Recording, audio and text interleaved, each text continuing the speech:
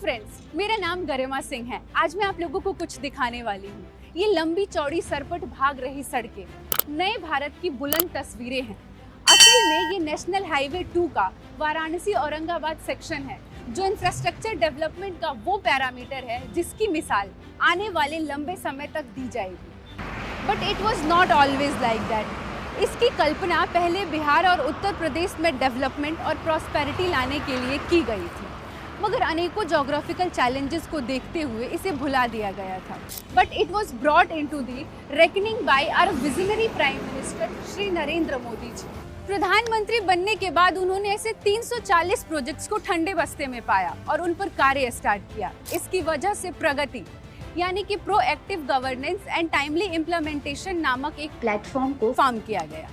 प्रगति का main mandates है to fast track the approval, coordinate between department and closely monitor to the process, ताकि हर कार्य को आसानी से किया जा सके। मोदी ने तो गारंटी दी है कि जिस पूर्वी भारत को विकास से वंचित रखा गया, उसको विकसित भारत का ग्रोथ इंजन बनाऊंगा।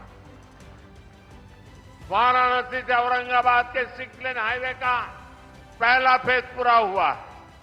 आने वाले 5 वर्ष में ये पूरा होगा तो यूपी और बिहार को बहुत फायदा होगा। ये वाराणसी और औरंगाबाद जो हाईवे है, हमारे गाड़ियों के लिए आने जाने के लिए हमारे जो समय पहले लगते थे कम से कम 5-6 घंटा 7 घंटा, गाड़ियां खराब हो जाती थी, बसें खराब हो जाती थी, वो अब लगभग 2.5 घंटे 3 घंटे में आदमी अप डाउन, मतलब सुबह गया शाम आ गया। औरंगाबाद, वाराणसी टू औरंगाबाद। प्रगति के सक्सेस के बारे में सिर्फ हम नहीं, ऑक्सफोर्ड यूनिवर्सिटी ने भी अपनी एक report from gridlock to growth, how leadership enables India's Pragati ecosystem to power progress में बताया है कि कैसे भारत के कैपेबल और विजनरी लीडरशिप ने इंफ्रास्ट्रक्चर डेवलपमेंट के माध्यम से विकास को एक नए लेवल तक पहुंचा दिया है। ये जो हाईवे है हमारे एजुकेशन में बहुत ही ज़्यादा रोल प्ले करता है, क्योंकि बेसिकली हम अपने घर, मतलब हम कॉलेज से काफ़ी दूर रहते हैं, बिहार जैसी जगह पे, और बिहार से आने जाने में पहले हमें काफ़ी दिक्कतें होती थी, हमें ट्रेन से ट्रैवल वगैरह से करके करना पड़ता था। लेकिन ये हाईवे बन जाने की वजह से हम अब आसानी से अपने घर से यहाँ तक आ सकते हैं और जल्दी आ सकते हैं। ये बात तो आप सभी मानोगे कि प्रगति के वजह से NH2 का Varanasi Aurangabad section local population की प्रॉस्पेरिटी और इंक्लूसिव ग्रोथ का आधार बन गया है। हाईवे बनने से इतना फायदा हो गया है कि इसको हम कह नहीं सकते। बता रहे हैं हमारे व्यवसाय में 200 गुना फायदा, 200 गुना हमारे यहाँ आदमी बढ़ गया है। पहले हम लोग 10-5 हज़ार का बेचते थे, आज 1-2 लाख का बेचने लगे। मोदी जी को हम बहुत बहुत धन्यवाद देना चाहेंगे।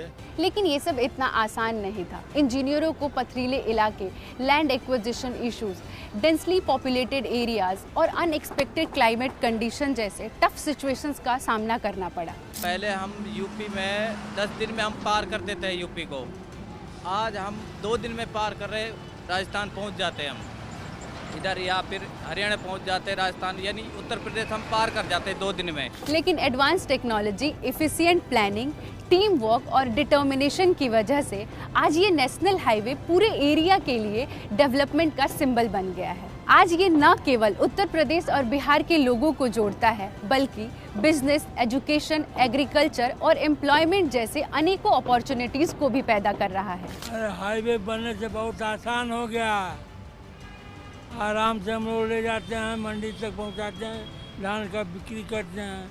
ये मोदी जी का महान कृपा है। दोस्तों, ये हाईवे नए भारत के ग्रोथ इंजन्स हैं, जो 2047 तक भारत को एक विकसित भारत बनाने के प्रयासों को गति दे रहा है।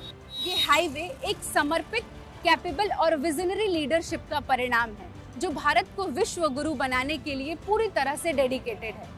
आज के लिए सिर्फ इतना ही। I hope to see many more marbles in future. Till then take care, bye bye.